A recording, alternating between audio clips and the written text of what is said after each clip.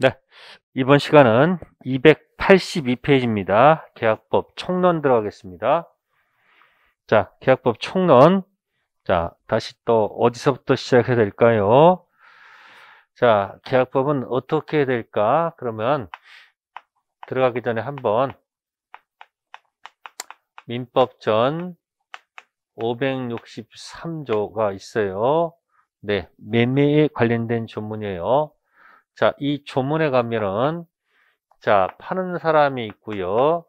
사는 사람이 있을 때 이쪽에서 네, 재산권 네, 이전할 것을 약속을 정하고 그죠?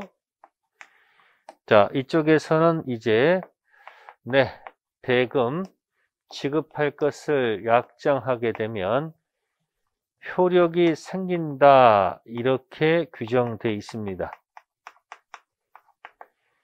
자, 이 조문을 가지고 제가 계약법을 풀어가도록 하겠습니다.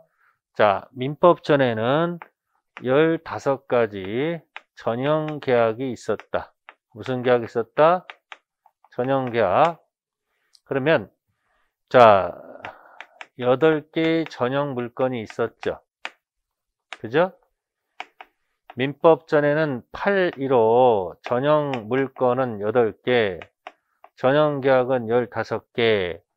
결국 15가지 계약 중 매매를 통해서 이편 물건에 가서 등기 치게 되면 네, 가장 대표 소유권 취득한다는 과정이에요.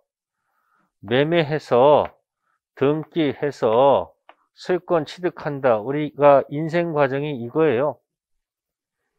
그러니까 15가지 전형 계약 중 매매 계약을 통해서 이편 물건 등기 쳐가지고 내 거 만드는 거지. 이게 바로 우리 민법의 내용입니다. 그러면 이 563조 가지고 지금부터 풀이하는데 자 보세요. 여기 민법전에 있으니까 이걸 우리가 전전해서 네, 전전 민법전에 있느냐 없느냐. 그래서 민법전에 있으면 전형 계약, 민법전에 없으면 비전형 계약이다라는 말을 만들어낼 수 있다는 겁니다. 기억하셔야 돼요. 전형, 비전형. 비전형 계약도 만들어낼 수 있습니다. 다음, 둘이 당사자 일방 상대방이 여기 약정함으로써 효력이 생깁니다. 그래서 이렇게 약정으로 계약이 성립하는가? 약정으로 성립하는가? 실제로 재산권을 이전하고 실제로 대금을 지급해야지 계약이 성립하는가 문제가 있습니다. 그래서 약정으로 계약이 이루어지면 이것을 청락승낙해가지고 이것을 낙성계약이라는 말을 써줍니다. 낙성계약. 그리고 약정 가지고 안 되고요. 실제로 뭘 이렇게 줘야지 계약이 이루어지면 요물계약이라는 말을 씁니다. 그래서 먼저 기억하세요. 전 있고 전 없고 양약으로 이루어지느냐 실제 주고가 이루어지느냐. 네, 그래서 전형, 비전형, 낙성, 유물. 다음에 이제 효력이 생긴다 코스로 갈게요. 효력이 생기면 파는 쪽에서는요 달라 이야기예요. 반대 거 뭐 주세요? 대금 달라는 효력이 생기고요. 이쪽은 네, 재산권 달라는 효력이 생긴다 이야기예요. 그럼 이 달라를 갖다가 채권이라고 한번 고쳐봅시다. 대금 채권. 이쪽은 재산권 달라는 채권이 생겼다 이야기예요. 그러면 채권이 있으면 상대방은 이게 채무를 이행해야 되지 않느냐 이야기예요. 그러니까 갑의 채권은 을의 채무가 되고 네, 을의 재산권 채권은 갑한테는 재산권 채무가 된다 이런 얘기를 할 수 있겠죠. 그러니까 여기서 지금 무가 2번 나왔네요. 무가 2번 나왔으니까 무 네, 무. 그래서 무가 두 개 나오므로 우리는 이걸 뭐라 한다? 쌍무계약이다. 이렇게 표현하는 거예요. 무가 두 개 나왔으니까 무슨 계약이요? 네, 쌍무. 그러면 무가 두 개가 아니거나 또 무가 두 개일지라도 대가적이 아니면 편무라는 말을 써준다 이야기예요. 편무. 그래서 무해서 뭐다? 쌍무, 편무. 그 다음에요. 자신의 채무를 이행해야 돼, 안 해야 돼요? 네. 채무를 이행해야 되지 않습니까? 이렇게 채무를, 자신의 채무를 이렇게 이행하는 것을 법률용어로 이렇게 표현해요. 내 재산 마이너스가 되고요. 네. 돈을 주게 되면 값은 플러스가 되죠. 자, 재산권 채무를 이해하게 되면 을은 플러스가 되죠. 내 재산 마이너스 내 재산 플러스라는 것을 이해하는 것을 출이라고 합니다. 뭘 한다고요? 출연이라고 하는 거예요. 서로 채무를 이해하는 것을 출연하는 것을 법률 용어로 유상계약이라고 한다. 서로 출처라는 것을 유상, 그렇지 않은 것을 네, 무상이라고 얘기하는 거예요. 그래서 15가지 계약을 여러분들은 이 순서를 머릿속에 꼭 기억해 두셔야 됩니다. 이걸 잊어먹으면 안 됩니다.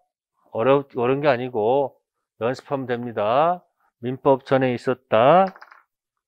자, 그럼 이쪽에다 한번 다시 이걸 뽑아낼까요? 이런 얘기죠. 민법 전에 있다 없다 전 해서 네, 전형하고 뭐가 있다? 비전형이 있다. 그 다음에 당사자가 약정 네, 그게 바로 뭐죠? 양약. 네, 약정이 이루어지면 우리가 청락, 승, 낙성, 계약 뭔가 더 들어가야 되면 실제로 주고받으면 요물계약 굉장히 어렵죠. 그 다음에 효력이 생긴다. 갑의채권은 을의채무, 을의채권은 갑의채무. 무무가 나오네요. 무무. 네, 이게 뭐예요? 네, 쌍무, 편무다. 이렇게 얘기하는 거예요. 쌍무, 편무. 네, 채무를 쪽쪽 이해하는 걸 뭐라 하죠? 출연. 그래서 출 했을 때 이게 뭐다? 네, 유상, 무상이다. 그래서 15가지 전형 계약 얘기가 주로 이야기죠. 그래서 전형, 비전형, 낙성, 요물, 쌍무, 편무, 유상, 무상. 그러니까 매매 계약은 전부 다 전형이죠. 비전형 아니죠. 요물 아니고 낙성이죠. 편무가 아니고 쌍무죠. 무상 아니고 뭐예요? 유상이죠. 네, 이 4가지 단계로 공부한다 생각하시면 돼요. 자, 그럼 책자에 보시면은 이제 현상 광고란 얘기가 있어요. 현상 광고. 애완견 찾아주면 뭐 100만 원 드리겠습니다. 네, 그래서 이 현상 광고라는 것이 있어요. 애완견 찾아주면 100만 원 드리겠습니다. 자, 이 전형 계약을 전제로 얘기하고 있죠. 그러니까 지금 요거 얘기하는 겁니다. 요거. 자, 그러면 현상 광고는 낙성일까 요물일까? 자, 지금 원리는 설명 안 드려요. 그냥 한번 보시라는 얘기예요. 그 다음에 쌍물까 편물까? 또 유상일까 무상일까 하는 얘기가 나오거든요. 올해 시험 문제 나왔던 거예요. 그럼 어렵게 생각하지 마시고 복잡하고 심각하게 생각하면 심각하지 아니한 게 없습니다. 근데 툴툴 그냥 별거 아니다 생각하면 별거 아니에요. 자, 현상 광고할 때 이 짝대기를 보라는 얘기예요. 현상 광고 이거. 그러면 아예요, 요예요? 짝대기도 이거 요물이에요, 요물. 자, 기회 드립니다. 암니까, 엽니까? 짝대기 2개니까 편무다, 편무. 그 다음에 유입니까, 무입니까? 네, 유상이다 이런 얘기예요. 그러니까 현상 광고는 이렇게 해서 그냥 끝내면 돼요. 뭐 어쩌고저쩌고 설명할 거 없어요. 현상광고 법적 성질은 아가 아니고 요, 아가 아니고 요, 우가 아니고 유, 이렇게 결정하시면 돼요. 네. 그래놓고 이제 여기서 이제 하나 보면 이렇게 해서 하게 되면 그러면 이제 현상광고는 위에는 편모계약이 있고요. 밑에는 유상계약에 들어가 있기 때문에 이런 말이 만들어질 수 있겠네요. 네.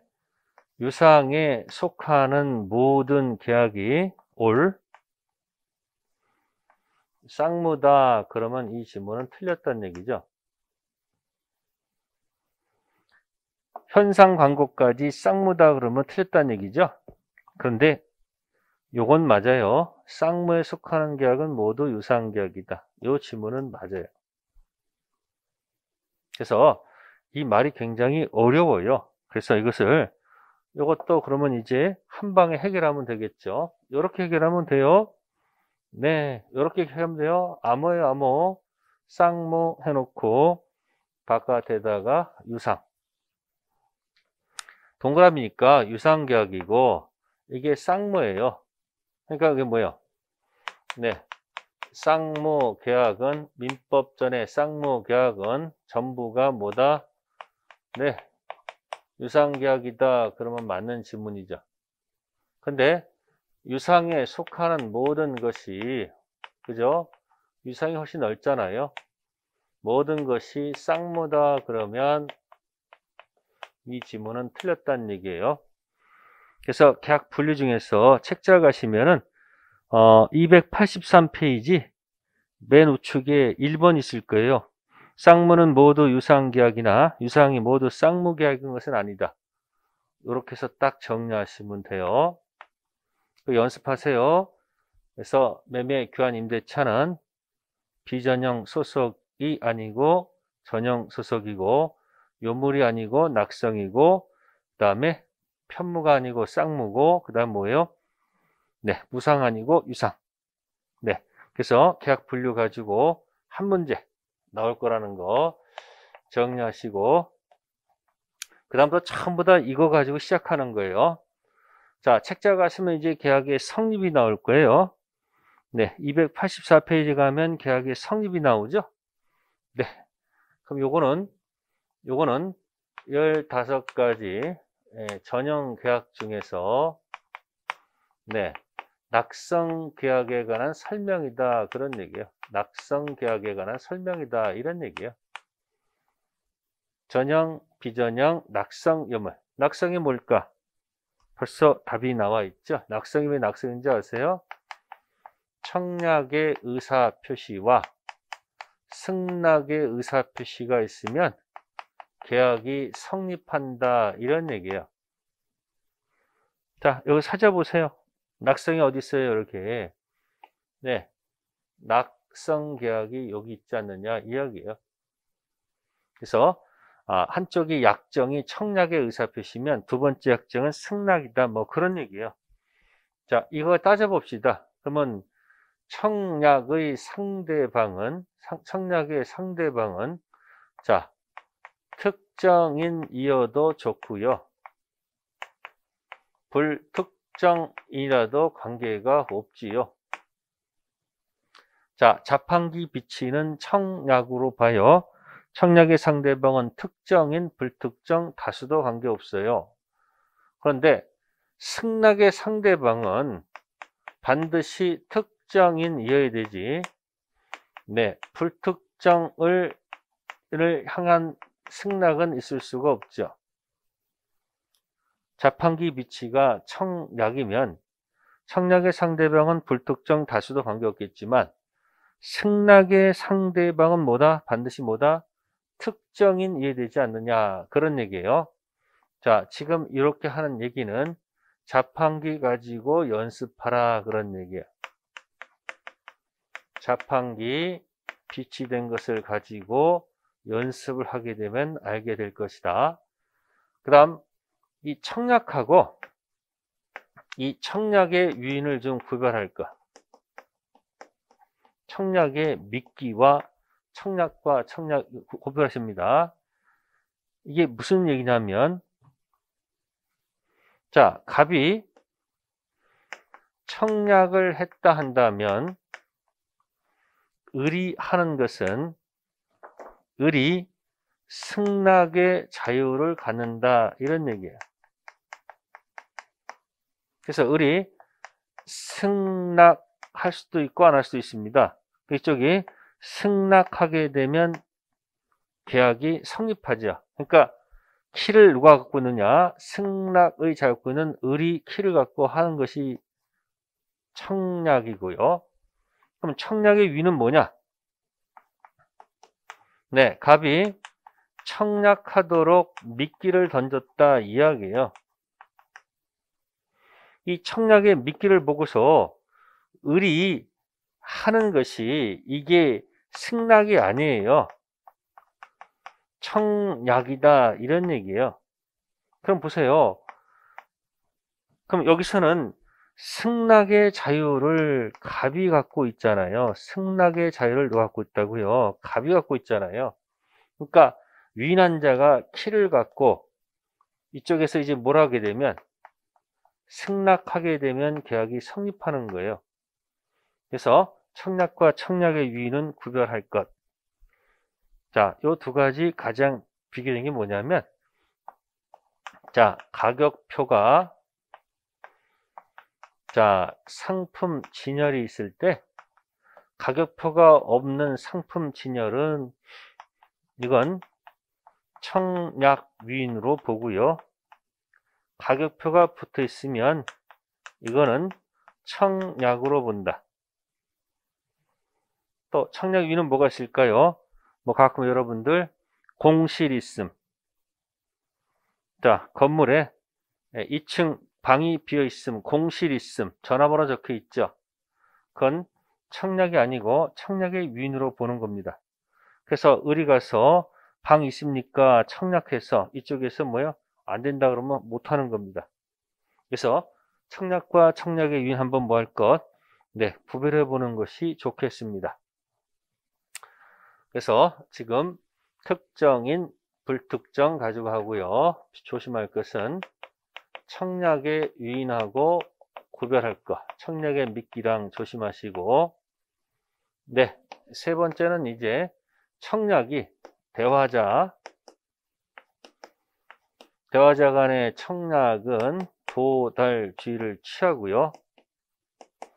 또 격지자 청약도 도달주의를 취한다.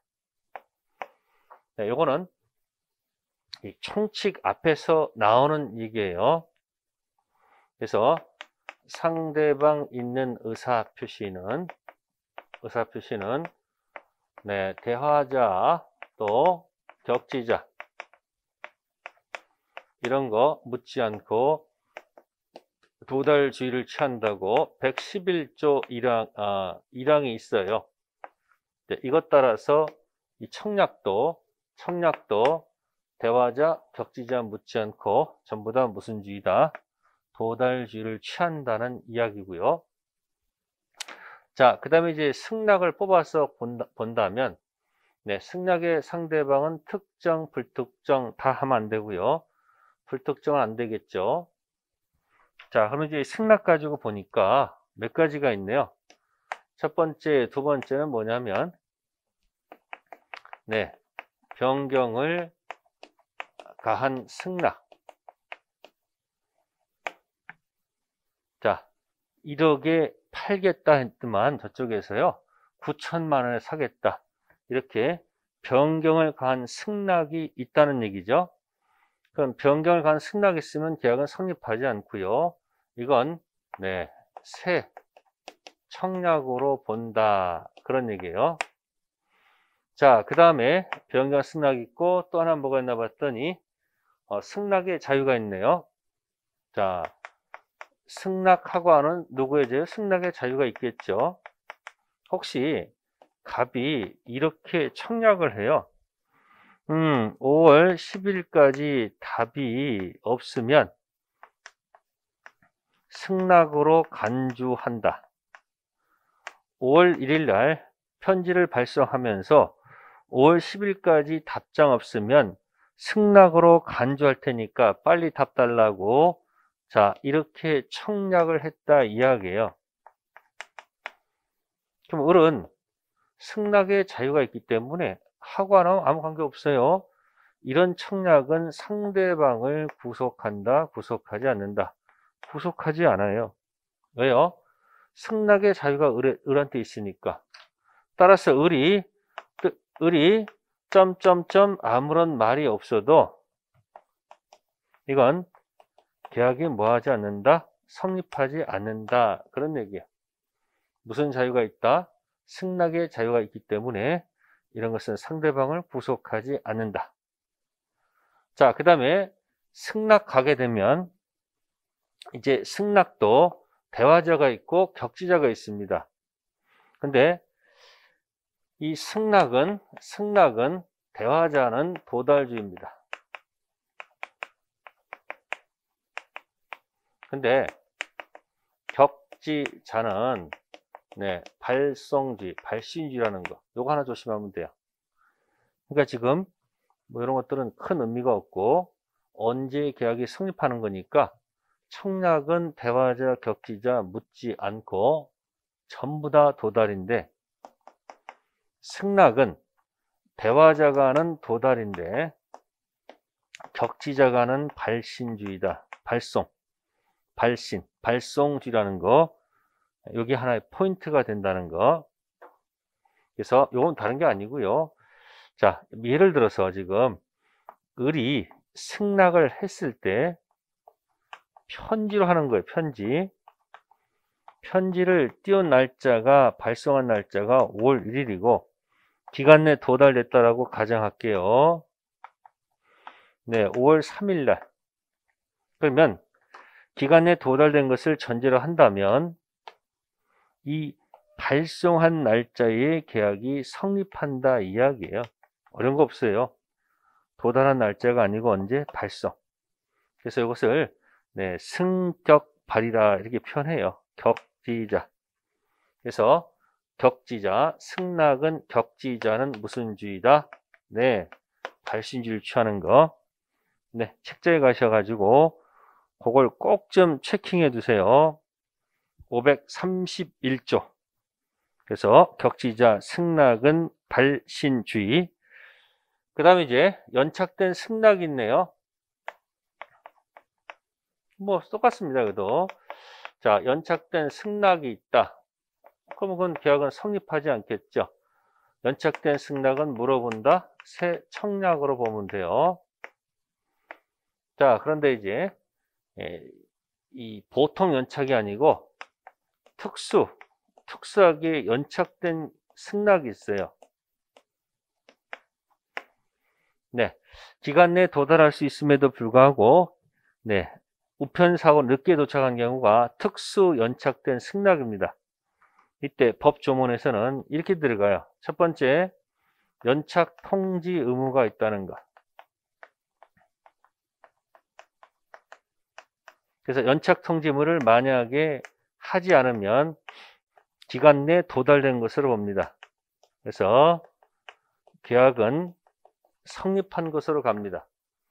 책자에 보시면은 287페이지에 비통상적 특수 연착이 있으니까 그 조문 한번 읽어보시면 돼요. 그래서 지금 낙성계약 가지고 얘기를 했습니다. 그럼 낙성계약이 뭐에 관한 얘기예요? 청약과 뭐에 관한 거? 승낙. 그러면 책은 이것저것 있습니다만은, 자, 보세요. 청약과 승낙이 있으면, 자, 대화자, 격지자. 자, 여기도 도달주의고, 여기도 도달주의고, 여기도 도달주의인데, 여기만 뭐다? 발송주의라는 거. 요거 꼭 좀 잘 기억하시면 됩니다. 그래서 계약은 언제 성립했는가? 대화자는 도달이고 격지자는 발송했을 때 성립한다. 그래서 책자 몇 페이지? 288페이지. 네, 요걸 꼭 좀 조심하시면 되겠습니다. 조문도 한번 읽어보시면 됩니다. 그 다음에 기타. 자, 교차 청약이란 말도 있고요. 자, 교차 청약은 결과만 설명드릴게요. 먼저 도달한 청약일까, 나중 도달일까 하는 얘기예요. 네, 먼저 도달이 아니고 나중 도달한 청약했을 때 계약이 성립하고, 그 다음에 의사실현에 의한 계약 성립이 있어요. 의사실현 위한 계약 성립. 네, 책을 보내왔어요. 그러면 책에다가 혹시 이렇게 사인하고 책에다 밑줄 긋고 읽기 시작하는 경우가 있죠. 그러면 이와 같은 경우는 사실이 발생했을 때 계약이 성립하지, 이 사실을 갖다가 청약자가 안 때가 아니라는 겁니다. 그래서 발생했을 때 계약이 성립하지, 사실을 안 때 계약이 성립하지 않습니다. 그러니까 청약과 함께 책을 보내왔는데 책에다가 자기 이름을 쓰고, 그죠? 거기다 읽기 시작한 순간부터 계약이 성립하지, 청약자가 나중에 안 때가 아닙니다. 그래서 요 계약 성립 가지고 한 문제가 나오거든요. 요거 틀릴 이유가 없어요. 연습하면 돼요. 계약 분류 한 문제. 자, 그러면 이제 그 다음 코스는 뭘까요? 지금 보세요. 풀어가 보자는 얘기예요. 전형의 반대말은 비전형. 그죠? 그 다음에 약정이라는 게 계약이 성립이 낙성이고, 그 다음 뭐예요? 요물 아닙니까? 그래서 지금 계약 성립 가지고 얘기, 청약 승낙 가지고 했죠? 그러면 이제 효력이 생긴다. 갑의채권은 의뢰채무고 의뢰채권은 갑의채무. 그래서 이제 코스가 뭘까요?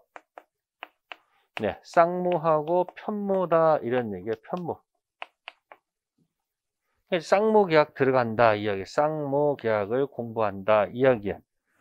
그래서 책자 넘기시면, 자, 291페이지 가시면 쌍무계약의 효력이 나옵니다. 그러니까 책 순서가 정해져 있는 거예요.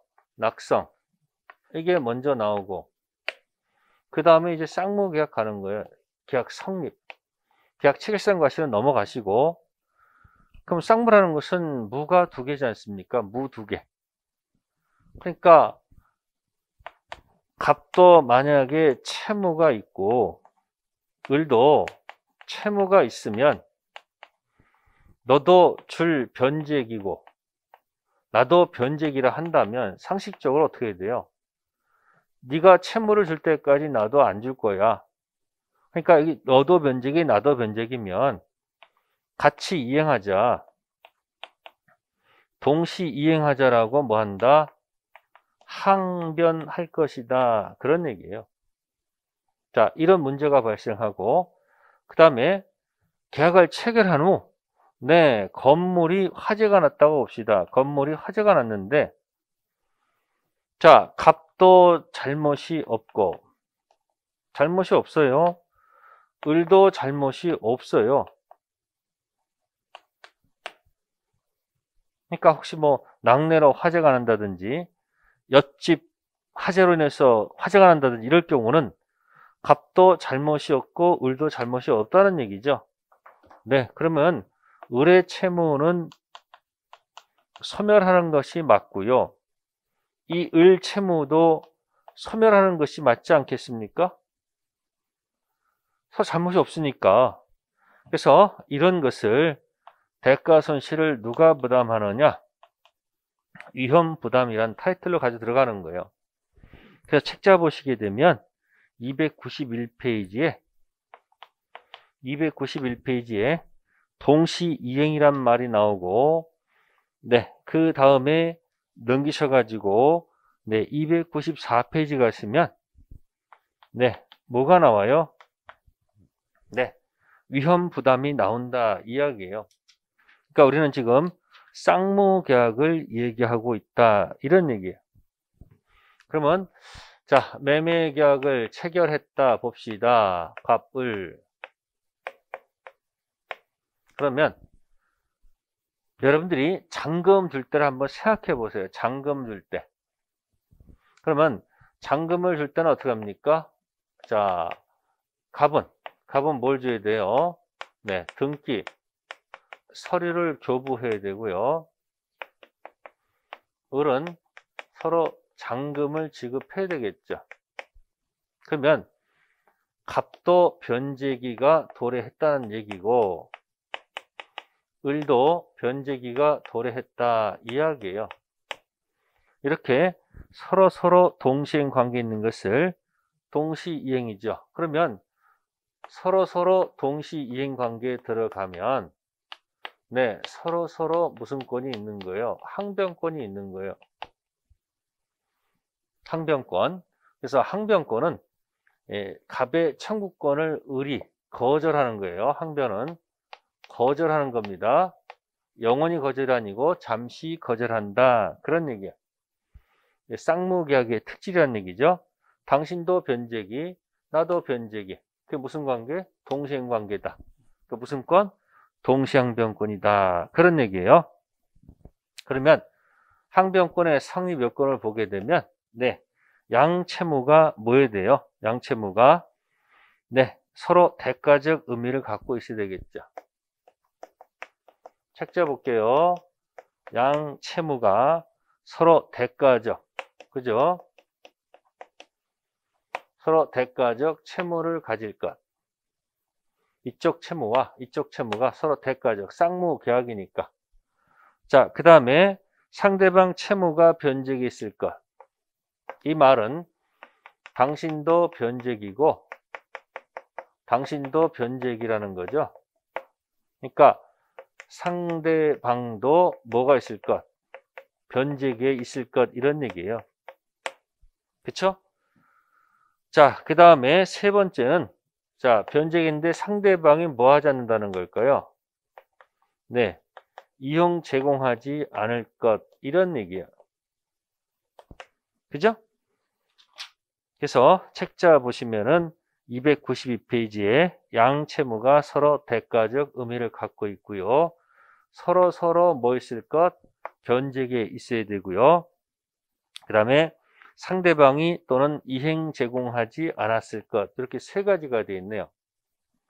자, 그래놓고 따져보는 거예요. 양채무가 대가적. 그러니까 이것은 네, 보통 동일한 쌍무계약에서 발생하는 양채무를 얘기하는 거죠. 따라서 전혀 서로 별개의 계약에서 발생하는 것 가지고는 네, 특약이 없는 한 항변권을 인정하면 안 되겠다. 동일한 쌍무계약에서 발생한 채권 채무 관계 가지고 항변권 행사하는 거니까 별개의 계약을 가지고 항변권 행사하면 안 된다는 거 당연한 것이고, 자, 이제 핵심은 바로 요거예요. 네, 당신도 변제기, 나도 변제기일 때 서로 항변권이 있다는 이게 포인트예요. 자, 그렇다면 이런 경우가 있겠습니다. 자, 매도인은 변제기가 아니다. 자, 매수인이 변제기인 경우도 있겠죠. 이때 뭐가 있을까요? 중도금 줄 때를 생각하세요. 중도금. 자, 중도금 줄 때는 매수인은 변제기지만 네, 매도인은 변제기가 아닙니다. 이때 쓰는 용어가 뭔지 아세요? 이때 중도금 줄 자는 선이행 의무자라고 하는 겁니다. 무슨 자요? 선이행 의무자라고 해요.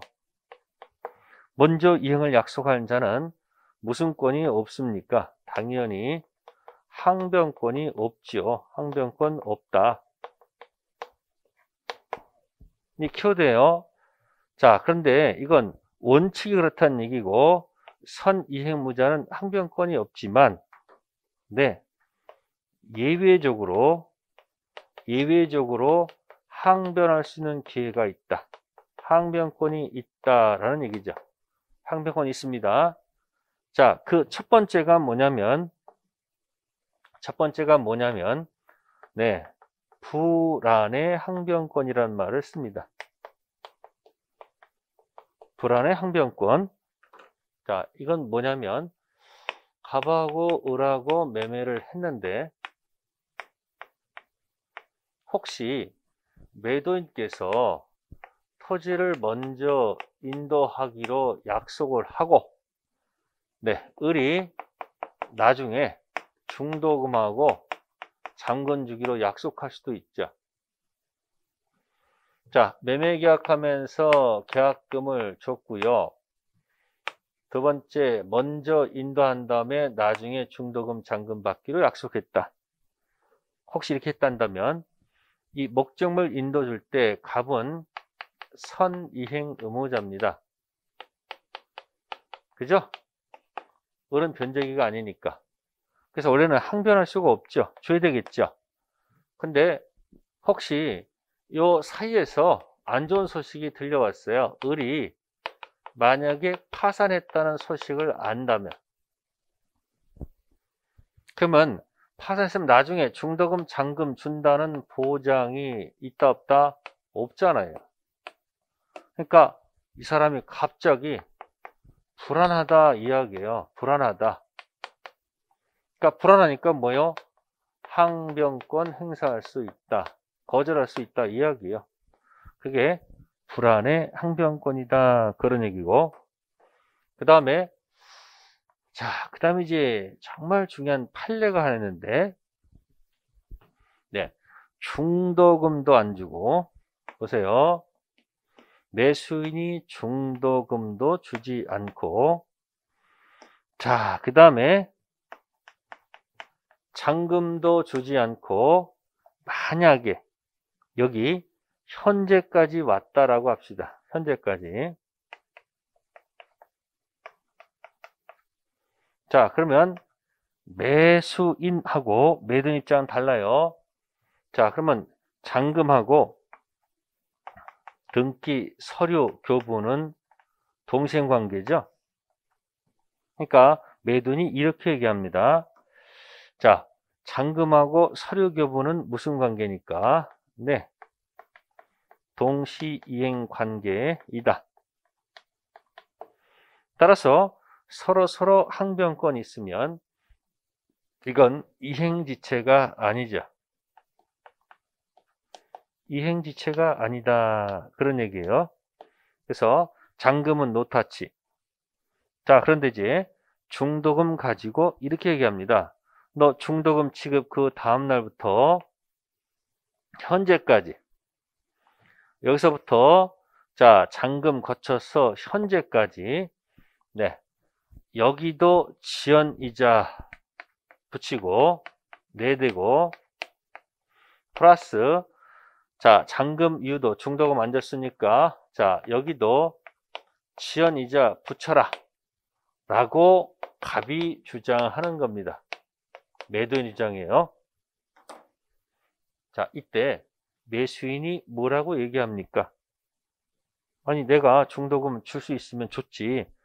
못 줬으니까 나는 중도금 못 준 날부터 다음 날부터 잔금 줄 날까지 여기만 지연이자 붙지 이 뒤 것은 지연이자 줄 수가 없다.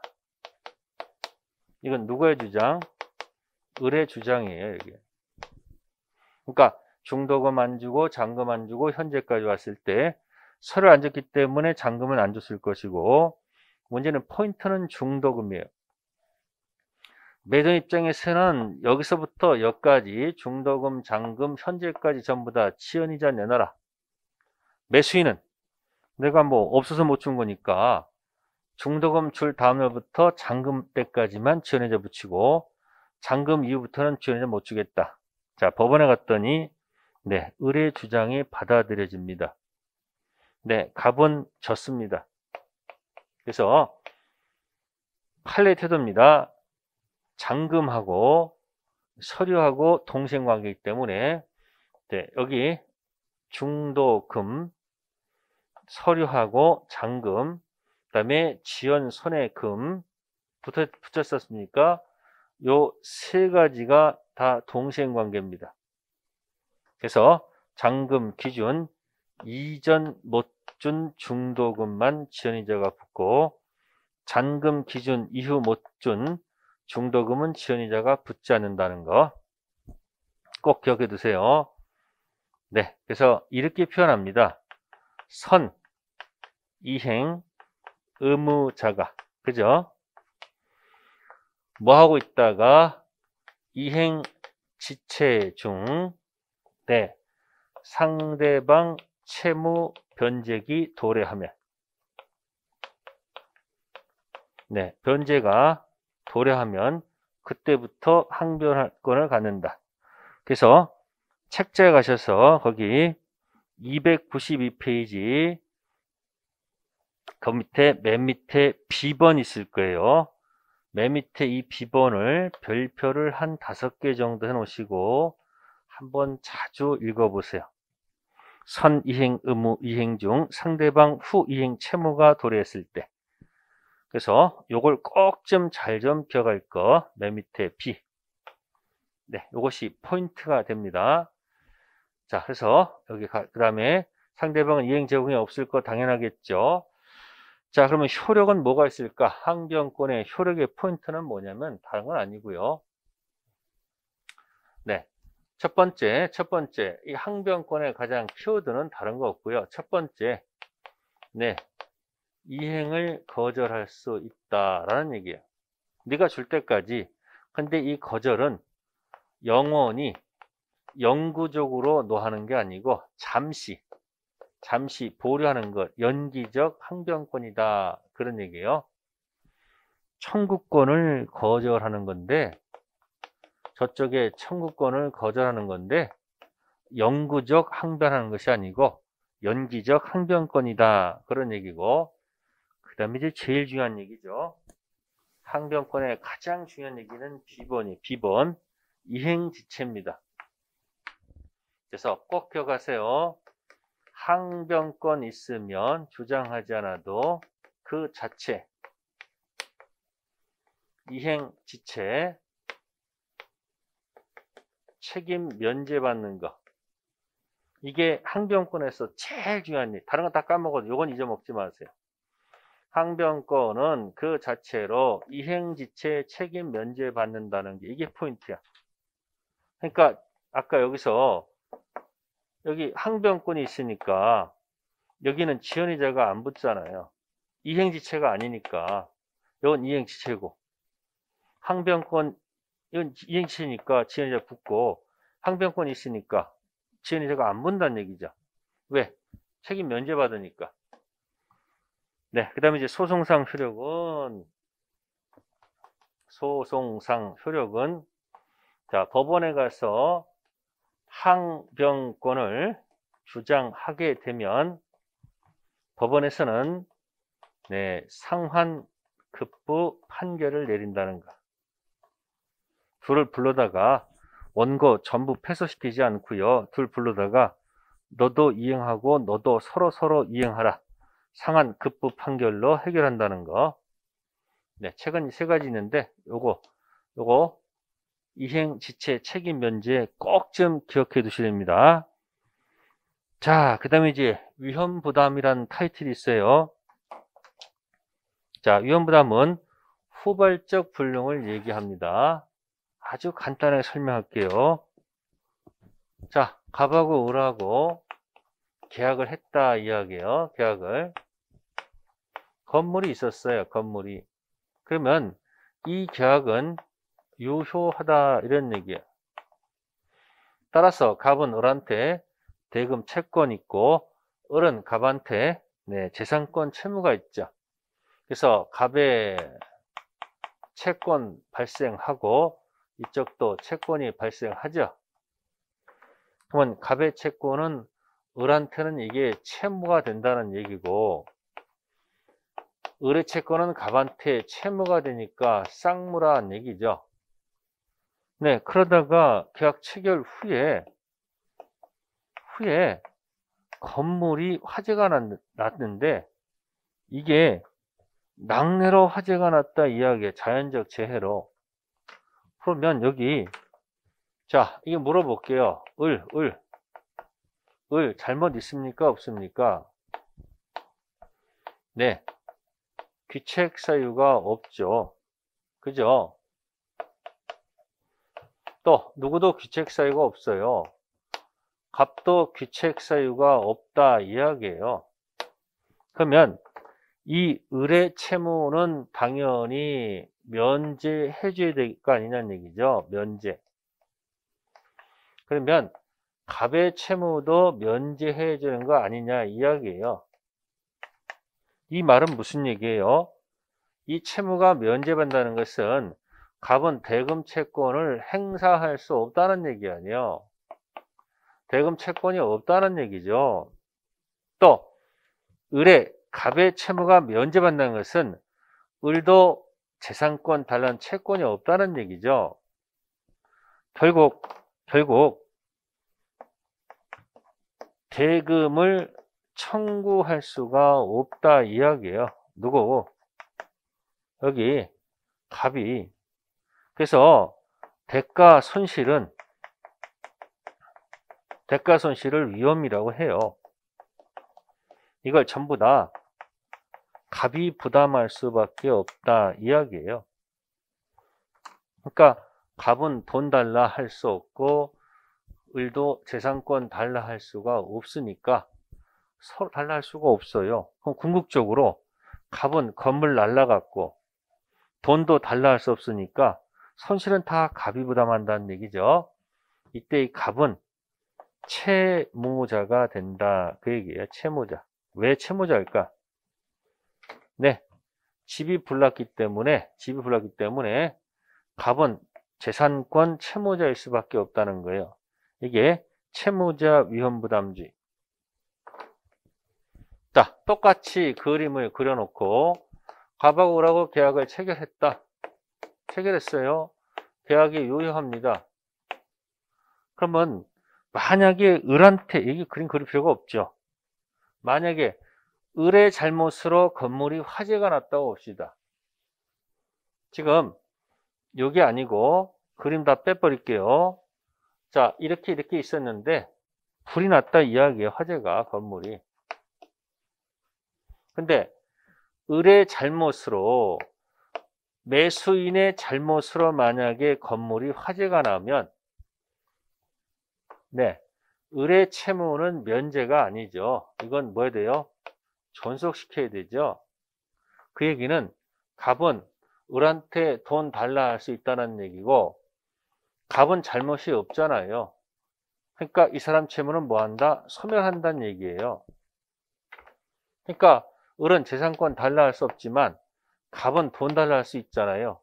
그러니까 대가 손실은 다 누가 부담해야 돼? 대가 손실은 을이 부담할 수밖에 없죠.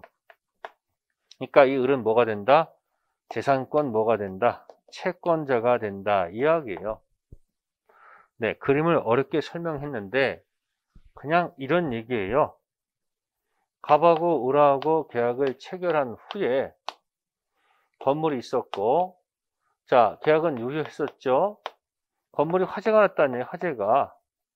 근데 갑도 잘못이 없고 을도 만약에 잘못이 없으면 네, 돈 달라 할 수 없잖아요. 그러니까 대가 손실은 다 누가 부담? 갑이 부담하라 이런 얘기고. 자, 갑은 귀가 없는데 을한테 만약에 잘못이 있다 한다면은 돈 달라 할 수 있잖아요. 그러니까 대가 손실 다 을이 부담해야 될 거 아니냐는 얘기죠. 대가 손실은 다 누가 부담한다? 을이 부담한다. 그래서 갑은 여기 재산권 채무자가 되고 이쪽은 재산권 채권자가 된다. 그래서 위험 부담 이야기가 나와 있습니다. 그래서 조문을 가지고 한번 잘 정리를 해보세요. 채무자주의하고 채권자주의. 그래서 채무자주의는 갑귀 없고 을귀 없는 거고 채권자주의는 갑귀 없고 을귀 있을 때 쓰는 얘기다. 그런 얘기예요. 네, 이게 후발적 불능 이야기를 설명드린 거예요. 네, 잠시 쉬었다가 설명도 하겠습니다.